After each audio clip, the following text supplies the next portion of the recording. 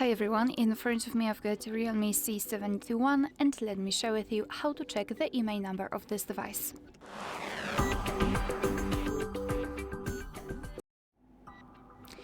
So in this video I'd like to show you two different ways of checking the IMEI number. The first one requires a secret code and then another way through the settings. So let's start with opening the dialer, tap on the keypad and enter the code, which is *#06#. And as you can see, by this code we are provided with both IMEI numbers of this device, so let's tap on OK. And now another way through the settings, so let's tap on the settings. Here in this list we have to scroll down to the very bottom to find About Phone, and then let's go to the status. And as you can see right here, we've got both IMEI numbers for both SIM slots.